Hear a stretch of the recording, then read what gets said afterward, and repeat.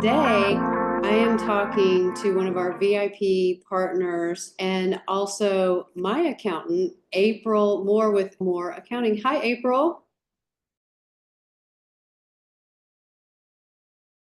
You have been in the numbers business for a while, so tell us about your business. Yeah, so More Accounting, we've been in business since 2010, so 14 years, kind of it's flown by actually. We provide CFO, accounting, bookkeeping, and tax services to small businesses, and we do some individual tax work. And then we also support CPA firms on various auditing projects throughout the year as well. Oh, I bet that's fun. Do you get to tangle with the IRS any? We only deal with IRS when it comes to individual tax work and maybe some payroll Okay, things that come up from time to time. But other than that, it's smooth so sailing. lucky ones. So you are a woman in the finance industry. How did you even get into this business? I was working in corporate. I worked for a small public accounting firm at the time. And then I also started a partnership with the goal of doing what I'm doing now.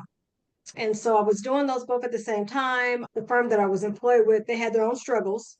And for some reason, one day I just thought I could just do this on my own. How hard could it be?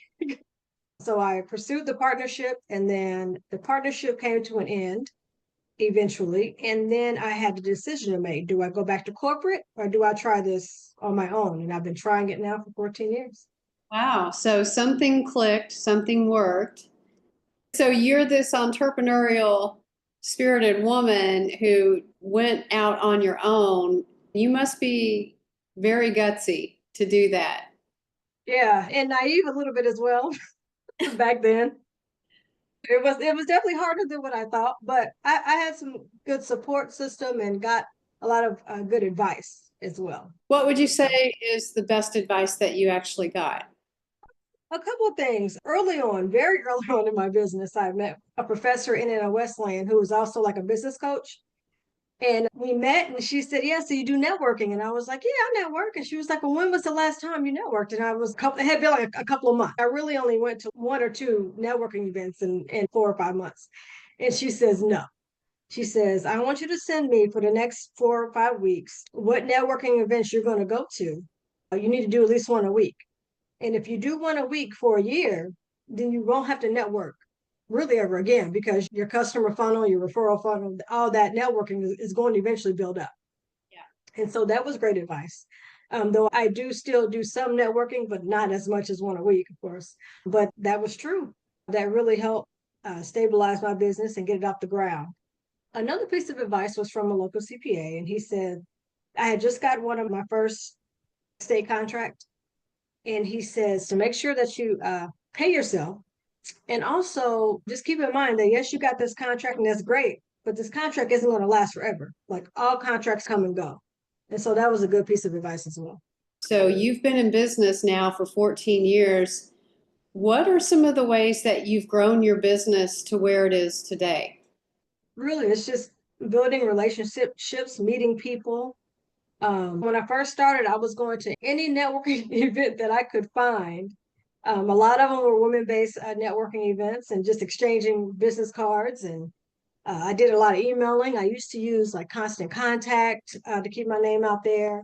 But as I did that, people would recognize, people would read my newsletters, and sometimes you see some of the same people at networking events. And so that's nice too, because then you can talk, you get familiar with one another and things of that nature, and you just your business becomes like top of mind for other businesses. And even the same with the contacts that I have on my audit support side, it's just reaching out. A lot of times it's electronic or email, and just trying to see if I can get a meeting scheduled to talk about what we can do, how we can help support on various projects. And it Yeah. just goes from there. Yeah, anyone in business needs someone to do bookkeeping and accounting. So it sounds like you took an organic approach where you were just meeting people, but you weren't just being singularly focused by going to networking events. You were following up with emails. And so what you did was you built this consistent presence over time that people just got used to seeing and they learned to know and trust you is what happened for you. Yes, because it's not just about exchanging business cards. So yes, I would follow up. Hey, it was nice meeting you. Can we meet for coffee or tea, or can we meet for lunch or breakfast so we can actually sit down and talk about each other's businesses and how we could possibly help one another, whether that means we're providing services to one another, or if there's some people that we know that we could refer. Yeah. And yeah, it went from there. Yeah, we actually met when I'm thinking about us. You came and you were a sponsor for our VIP Week Women's Conference. And I Oh, remember you being online, and I thought, I need to talk with her because the bookkeeper that I have right now is not working out. And there you were to rescue me. And it's been history ever since. So thank you for being wow. a person. Oh, thank you. Thank you for contacting me. That was an unfortunate situation. That was a special case, I will say, that we ran into with that.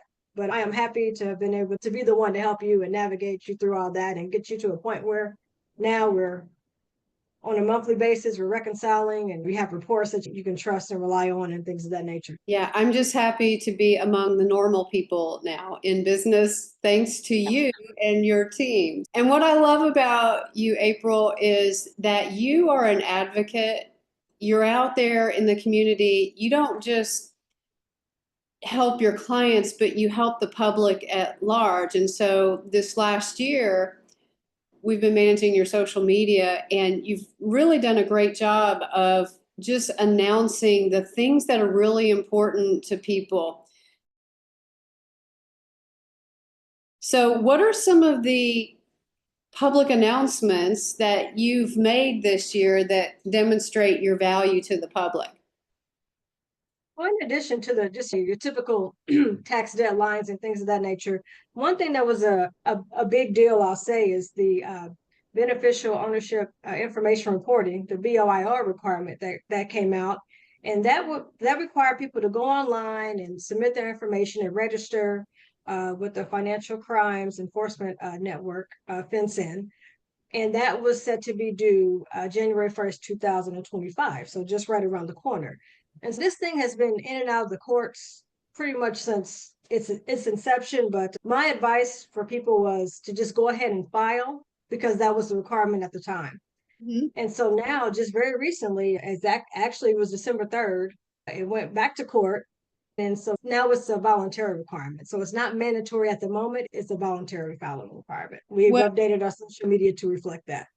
and if they change their minds in a couple of months that it is mandatory, then we'll be Yeah, set.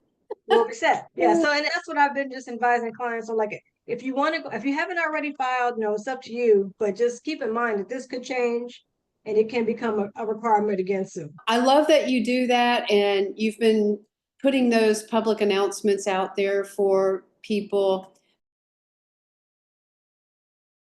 What I also love about you is that you are a woman-owned business and you are certified. So talk about your certification, what that entails, and what's important about it. Yeah, so we are minority and women's business certified with the state of Indiana, city of Indianapolis. We're also women business enterprise with Louisville, and we're DBE, and we also WeBank certified. So Women's Business Enterprise National Council, that's a federal women's business certification. And so I've been able to utilize those certifications to get experience and establish relationships, as I mentioned before, doing audit support for CPA firms. And various city and state entities will post solicitations for audits, and I'm able to team up with various firms to assist them on those audits, me and my firm. And so that's been really good for us, for my team, for my business. Yeah. So how long have you held the certifications? I was certified with the state by 2012 because you have to be in business for a couple of years Okay. before you can get certified. So once I reached that, I submitted my paperwork and got started the certification process. So what are your big plans for your business in the coming year? I've worked hard with, once again, establishing relationships, and I've had my eyes on some various audit support projects. And so thankfully, we started some new projects this year that will carry over to the next year or two. And then we will be starting a new project here, probably in the next month or two. That's audit support. and won't discuss all the details. And we're also always interested in small businesses who need assistance with accounting and bookkeeping services and tax services as well. So we're always open to discuss to see if it's a good fit for us to assist. Yeah. And I'm here to endorse you 100%. Thank you. Thank you so much. We appreciate the endorsement. So April, how can people get in touch with you? We are on Facebook. More Accounting LLC is on Facebook, and we're on LinkedIn thanks to Peace Center. We had a presence, but it wasn't really. You guys have really helped us out with being consistent and posting for us, and we greatly appreciate it. If you need assistance, once again, More Accounting, you definitely reach out to us.